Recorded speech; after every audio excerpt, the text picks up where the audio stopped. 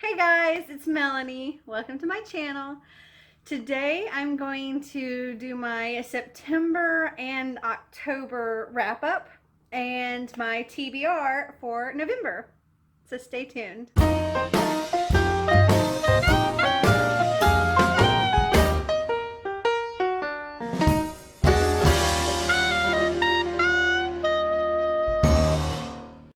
Let me start out by saying I'm sorry this is going to be such a long video, but I have a lot to show you, so grab you some tea or some coffee, get you some snacks, and settle in and enjoy. Okay, so here's my stats for September. I read 7 books, 5 of which were physical books, 2 of which were audiobooks. I read a total of 1,849 pages. I had 0 1-stars, 1 2-star, 2 3-stars, 3 4-stars, and 1 5-star. So let's do just the September and then we'll move on to the October. So the first book that I read in September was Alice I Have Been by Melanie Benjamin. Okay, so this is about the real Alice from Alice in Wonderland. And, well, the first half of it is really kind of slow, and I was really interested in this story, but it kind of like dragged on forever, it felt like. But the second half of it, I like flew through in just hours. It went so fast, and it was really good, really emotional, and I really loved the second half of it. But the first half, I was just like, almost felt like a chore, but I was really glad that I did push through it. I ended up giving this a 3.5 just because the first half was kind of a rough go. Okay, the next thing I read was Dorothy Must Die by Danielle Paige. I loved it. I gave this a 4.5, and it's about this girl named Amy Gum, and she is sort of an outcast at her school, kind of invisible except for the mean girl that likes to pick on her all the time. And then she's got a dad that ran off and abandoned them, a mother who has turned into an alcoholic and doesn't really care much for her, and she lives in a trailer park in Kansas, and a tornado comes and she's left at home. Her mom goes off to a bar to a tornado party, and the tornado comes and picks up her in her trailer, and she is transported to Oz, just like Dorothy, except this is not the Oz that we all know and love from The Wizard of Oz, because this is kind of the continuation. Like, so the whole original story happened, but then Dorothy came back to Oz later because she was so miserable in Kansas, and she came back to Oz, and she got a taste of magic, and she's this power-hungry tyrant, and she's draining Oz of its magic, and she's just ruining all of Oz. Amy Gum has been, I guess, summoned or something. They expect her to be the assassin that's come to rid Oz of Dorothy. All of the original characters are now these dark and twisted characters, and the ones that were evil characters, the wicked, they're now the good. All the roles have been reversed, and it's this really awesome, dark, twisted retelling of the whole Wizard of Oz story, and I really enjoyed it, and I gave this a 4.5. So next is Macbeth, #Killing It by Courtney Carbone? I'm not sure how to say it. Okay, so this is like a super cute little texting version of Macbeth, and it is so funny. Oh my gosh, I love this so much. I was just laughing my head off. You got like notepad. There's a #battle selfie. Anyway, this was so good. Loved it so much. It was hilarious. And I mean, it's a great way to get the whole gist of Macbeth, and a super amusing, very modern version. And this was actually the book that I gave a 5-star just because it was a super quick read. It's only like 81 pages. But I was literally laughing the entire time. It was so good. I highly recommend this book. Okay, so the next book on my list is The Tao of Pooh by Benjamin Hoff. And it's all about like Taoism and Confucianism and how it all relates to the different characters of Winnie the Pooh. And I love Winnie the Pooh so much. That's what I grew up with, was watching Winnie the Pooh. And the way this book was written, if you've ever watched Winnie the Pooh, like a movie or the cartoons, then you know the narrator speaking throughout. And it's also like that with the books, but you hear like the narrator talking throughout the story. And when reading this book, I could hear the narrator's voice in my head, the way, because this was written the way it would be written for any of the Winnie the Pooh stories.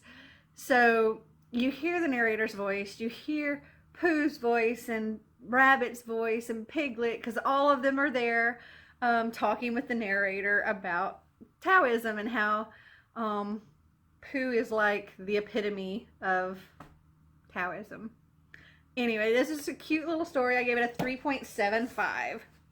All right, the next thing I read was actually an audiobook. It's called A Shade of Vampire, and it's the first in the series by Bella Forrest. I kind of hated it. This was the one I gave a 2. I probably would have given it a 1, but I was able to actually finish it. I didn't DNF it. So I did give it a 2 because of that. But it was very generic kind of vampire story. It was a very lackluster plot. I listened to the audiobook of it, and the female's voice was annoying. The only parts that I enjoyed were the male's voice narrating, but the whole plot of the story was just bland and lame and the same kind of thing that you'd hear over and over and over again, and it wasn't anything new. I gave that one a 2. The next thing I read is the second book in the Dorothy Must Die series, and that is The Wicked Will Rise by Danielle Paige. So I don't want to say too much about this because I don't want to spoil anything, but I do really like that our main character, Amy, she finds her dark side in this, and I think that's really cool. But there was a particular thing that I didn't really care for in the book compared to the first book. Because that, I didn't give it a 4.5. I gave it a 4, but I still really enjoyed it. If you want to know the part I didn't like, you can go and check out my Goodreads, and my Goodreads is linked down below. And the last book that I read for September is The Wrong Girl, and that is the first book in the First Freak House trilogy by C.J. Archer. Now, I listened to the audiobook of this, and I was on a 12-hour road trip down to Miami for the dive trip that you saw me post earlier. And this was the first time I've listened to an audiobook for a long car ride. And I was really, really nervous that I was going to be like super tired and it was going to make me want to fall asleep and I wasn't going to get very far into it. But that was actually quite the opposite. I was completely enthralled in the story, and I was like talking to it, you know, like I was talking to a person. I was talking to the story that was playing, and I was laughing and I was guessing like who did what and what was going on, and I was I was in the story. I was very much feeling it. I was in it. The only downside I had to it was, so it was a female narrator throughout the whole thing, and she did the voices for all the different characters, including the men. And in some cases that wouldn't be a bad thing, but in this case it was, because she was kind of terrible at all of the different men's voices that she did. It was very distracting. I would kind of lose what was going on in the story when she would start doing a male's voice, because it was so bad, and I would just like laugh and think to myself, this is ridiculous. But that was the only bad thing I had to say about the story. I enjoyed the story. I was just on the narrator, but it was a really good story. Okay, so in this story, it starts out with, we have two female characters, and one is like this duke's daughter and the other's her companion. The duke's daughter is believed to have this special ability or this curse or whatever that makes her start fires just with her hands, like fire coming from her fingers and stuff. And the companion is always there to try to care for her and to protect her. And then one day during this crazy storm, they get separated from their governess, and companion gets kidnapped, and they think they've kidnapped the duke's daughter. And so that's how this story kind of goes. She plays along to protect her friend. It's a really good story, and I gave this 4 stars. Okay, so that's what I read in September. Now on to what I read in October. So here are my October stats. I read 12 books. 3 were physical. 4 were both physical and audio. I kind of went back and forth. And 5 were strictly audio. I had no 1 or 2 stars. I had 2 3 stars. I had 8 4 stars, and I had 2 5 stars. I read a total of 4,305 pages. So I was really proud of myself this month. Okay, so the first book I read was an audiobook, and it was the second book in the first Freak House trilogy by C.J. Archer, and it was called Playing with Fire. Okay, so this one again, it lost a point straight off for the narrators. Terrible male voices. I still really enjoyed the story. I actually gave this one only a 3-star this time because the ending to it kind of suffered from middle book syndrome, because, I don't know, to me, the end just ended, you know. It didn't kind of tie up that book or leave a cliffhanger, or it just kind of ended out of nowhere. And it was like, what, that's it? It's over? And yeah, I really didn't care for that.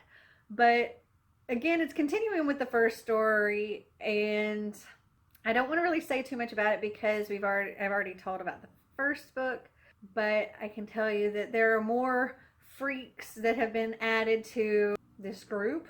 The second book that I read in October was actually the finale of this trilogy. It was called Heartburn, so it's the last book in the first Freak House trilogy by C.J. Archer. I loved it so much. This last book was so good that the narrator's voice didn't even distract from it, didn't even take away, because I was just so drawn into this story. Nothing was going to take away from it, and it just kind of tied everything up in this pretty little bow and gave me exactly what I was wanting for the story, and I was so happy with how it ended. And so I gave this one a 4-star. Okay, the third book that I read in October is Yellow Brick War by Danielle Paige. This is the third book in the Dorothy Must Die series. I'm really, really, really enjoying this series. A big part of this book actually takes place back in Kansas, which I thought was really, really cool. And they're on the search for Dorothy's silver shoes. I'm really looking forward to reading the next book. I believe it's called The End of Oz. Number 4 was Beauty and the Beast Lost in a Book, and this is by Jennifer Donnelly. Now, it's not necessarily a retelling of Beauty and the Beast. So you have the Disney Beauty and the Beast story, and Lost in a Book is this little slice of something kind of in between, like a little part of the story that you may not have known before. And this story takes place during the time that Beast has just given Belle the library. It starts out with these two sisters, Love and Death. And they're betting on whether the beast will succeed or not. Now, Love believes that love can conquer all and that the beast will fall in love and love will win. And Death is like, yeah, right. They actually have a bet for, I don't know, I forget how much money or something. And Death does not want to lose. So Death is going to cheat.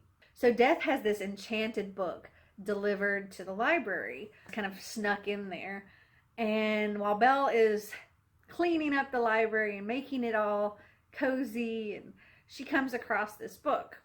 Now, this book, she's able to go inside of the book and live these fantastic stories and adventures and see places she's never seen before.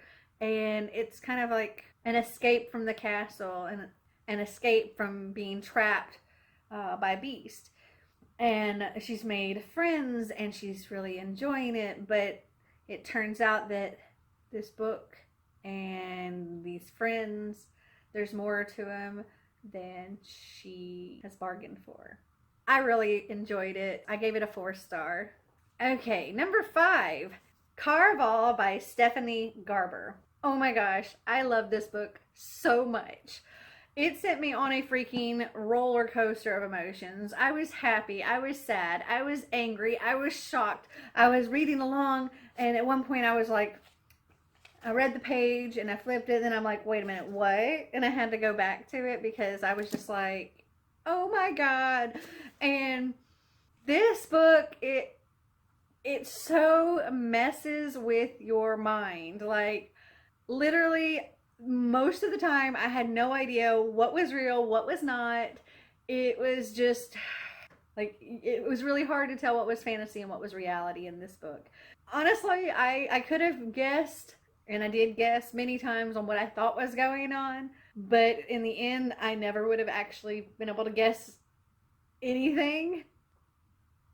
I love this book. Oh my God, I love this book. This was, oh, so good. This book I gave a 5-star, and I highly, highly, highly recommend it. Okay, so number 6 on my list is a semi-definitive list of worst nightmares by Crystal Sutherland. Now, this book I got for Spookathon, and I was totally expecting a light, fun, cute, fluffy read. I got it for the challenge to read a book based on a childhood fear. And this book is all about this girl, Esther, and she believes that her family is cursed by Death himself. That her grandfather met Death, and now her whole family is cursed to live and die by their worst fear. And like, her grandfather is afraid of water. Her dad is an agoraphobe who has lived like the last 6 years or something like that in the basement. Her mother is afraid of bad luck. Her twin brother is afraid of the dark. And she has this list of anything that's ever even frightened her a little bit. She puts it on this list, and then she avoids it forever. She meets up with an old friend named Jonah, and they go through this list and trying to overcome all of these different fears. There are parts in this story that are light and cute, but that is not all this book is. This book has a lot more depth to it than you would expect. And it touches on a lot of different sensitive topics like child abuse, self-harm, and anxiety, depression, and just a lot of different things. I can tell you that when I was reading the chapter where she was trying to overcome her fear of small spaces, I actually had to put the book down because it was causing me to have a panic attack because I couldn't breathe, and I was like, my chest is getting so tight and I can't breathe, and I was feeling everything that she was feeling. It was just that well written that I was in there, and I had to put the book down because I was so intensely affected by this book.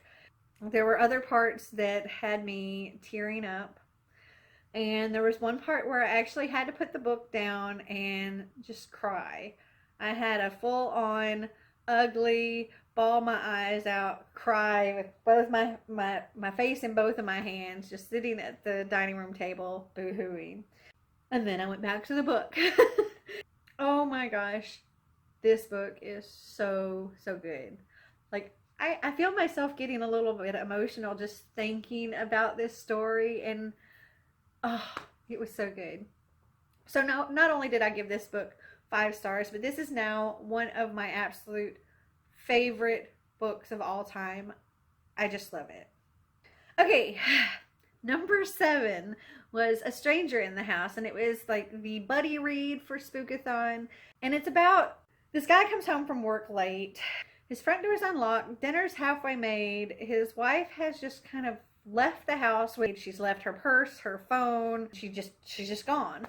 And then the police show up and tell him that his wife has been in a car accident in this bad part of town that she never would have gone into normally. When she comes to, she doesn't remember anything. She doesn't remember anything about that night. She doesn't know why she was there. She don't know why she left in the middle of what she was doing. Turns out some bad things happened close to where she was, and the police suspect that either she was part of it or maybe she saw something and blocked it out. It was okay. It was kind of, to me, it was like a little generic, I guess. Honestly, the last couple of pages is what determined its score. If it weren't for those, I would probably have rated this a 2.5, but I gave it a 3.5 because of that. It kind of helped, but not something I would read again. I wasn't super impressed with it, but it wasn't a terrible book. So number 8 is The Raven Boys by Maggie Stiefvater. So this book, I actually listened to the audiobook of it, and I don't think this is a good book to listen to the audiobook of, because I think this book really requires your full attention. And when I was listening to it, I was trying to do other things, and I felt like I kept missing parts, and I was having to like re-listen to things, or I got further in the story, was like, about some things, because I didn't have my full attention on it. So I do plan on actually rereading this at some point, because I feel like it deserves more attention. The gist of the story is you have this girl whose mother has always been able to see the dead, and she never has until this one day she sees this boy Gansey. She's also always been told that the person that she falls in love with, that she has that first true love's kiss, they're gonna die. She's also been told that, like, after seeing this boy, that she would only see him if he was the person she was going to love or the person that she was going to kill. And so she's afraid that this is the same person that she's going to love and then kill with a kiss. So she's like, I can't kiss anybody. It sounded like a really cute story and an interesting story. I know there's like Latin speaking trees in a forest in Cabeswater, which I have a candle. It sounded nice. I like the thought of all of it, but I do feel like it warrants a reread, and I want to read the rest of the series as well. I'm not dismissing it, because I think if I sat down and actually read the physical book, I would fall in love with it and all the characters. I did give it a 4 though, because from what I did get of the story, I really enjoyed. Okay, number 9. Daughter of Deep Silence by Carrie Ryan. Okay, if you know the show on TV called Revenge, if you like that show, you'll love this book. This very much has that same kind of feel as the show Revenge. So our main character, Frances, and her family are on this cruise on the Persephone, and these armed guys come on and they start shooting up everybody and murder everybody on the boat. Well, almost everybody. Frances and her friend Libby manage to escape, and also Senator Wells and his son Gray also managed to survive. the senator and his son are rescued days before Libby and Francis are rescued. But Libby doesn't end up making it, and this is not a spoiler. And Francis gets rescued. And it turns out that the senator and his son are lying about what happened on the boat. They say it was this giant wave that came and just took out everybody, and they were lucky to survive. But Francis knows the truth. And Francis tells Libby's father what happened, and he decides to take Francis in, but as Libby. They're bent on finding out the truth. They want to know why it happened and why the senator and his son are lying about it.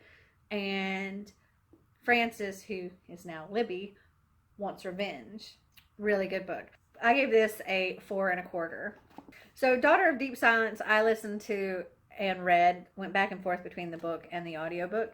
And then number 10, Passengers by Alexandra Bracken, I also went back and forth between the audiobook and the physical book. This book, oh my goodness, adventure, romance, pirates, time travel, you name it, this book had it. It was like a wild ride, and I didn't want to get off. I was loving it, and I really, really can't wait to get to Wayfarer.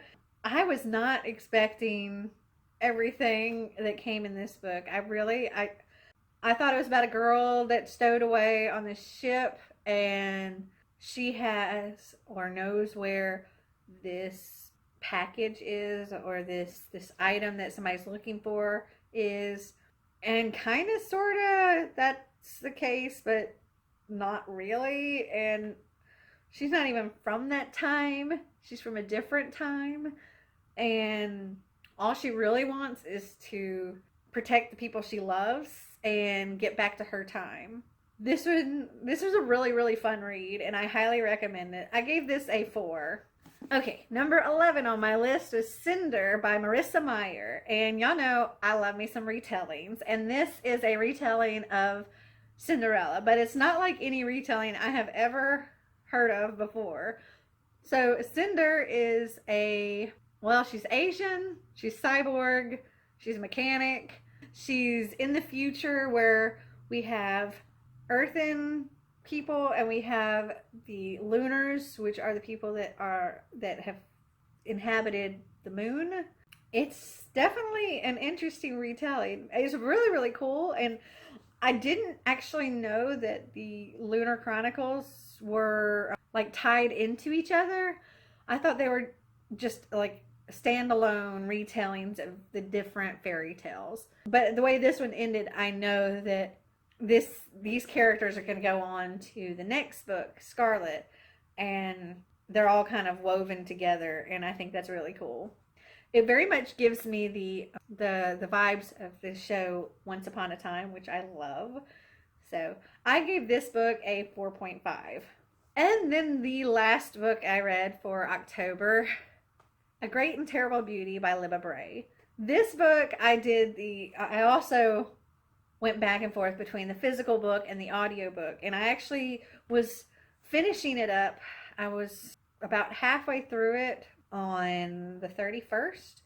So when we went out to take Xander and our exchange student out trick-or-treating, I was walking around with this in my ear and listening to this, which was a perfect kind of spooky Halloween type read. So in this book, we have our main character, Gemma Doyle, and she has witnessed something terrible. She's lost her mother, and then she's sent off to some finishing school in London.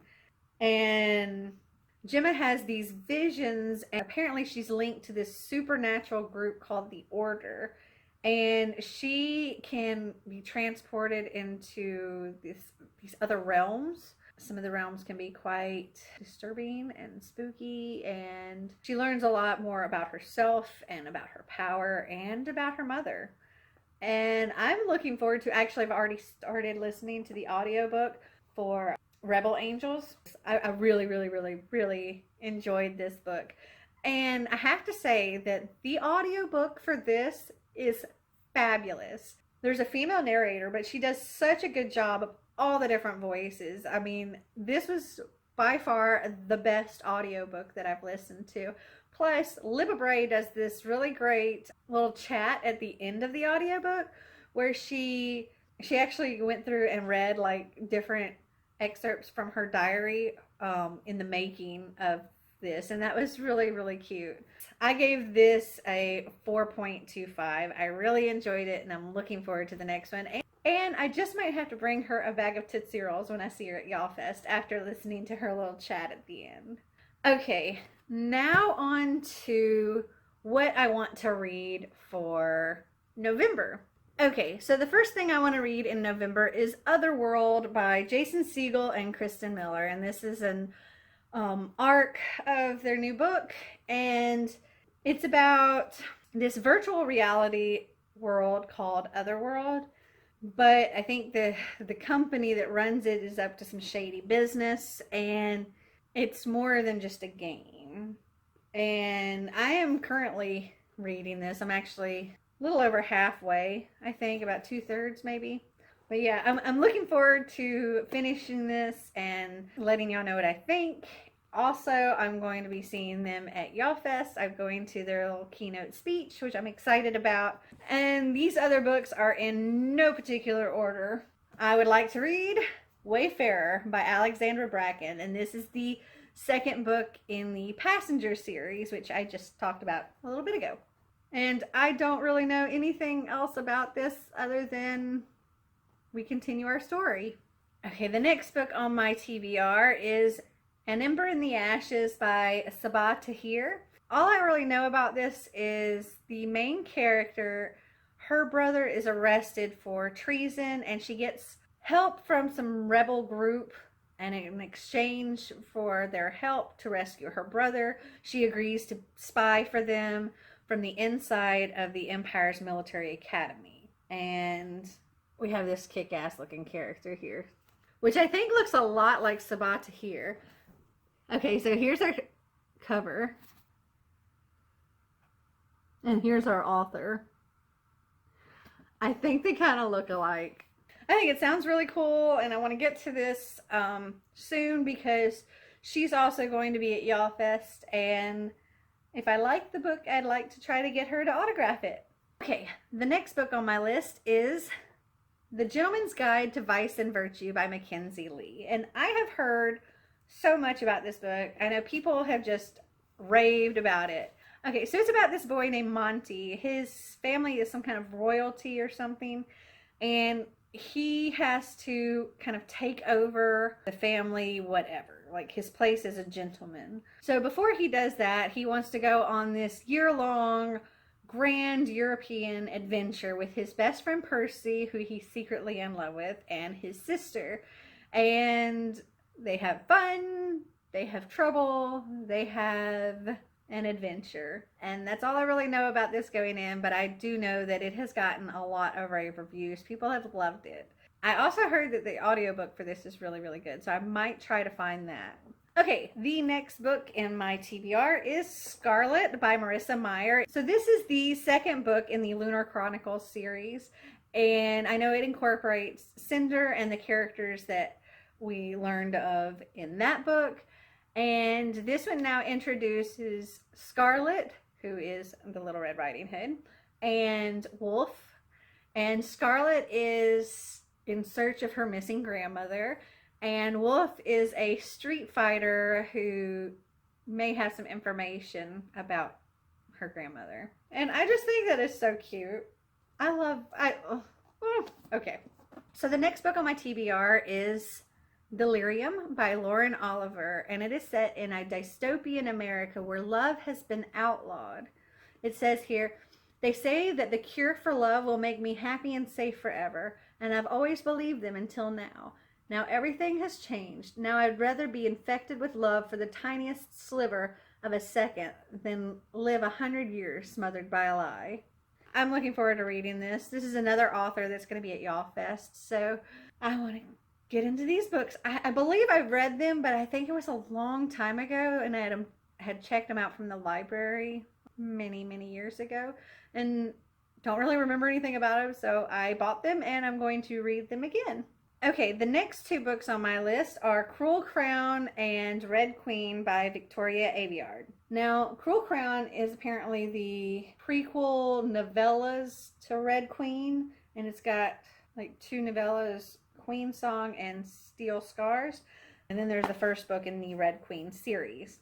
Okay, so here's what this one says. Mayor Barrow's world is divided by blood, those with red and those with silver. Mayor and her family are lowly reds, destined to serve the silver elite whose supernatural abilities make them nearly gods. Mare steals what she can to help her family survive, but when her best friend is conscripted into the army, she gambles everything to win his freedom.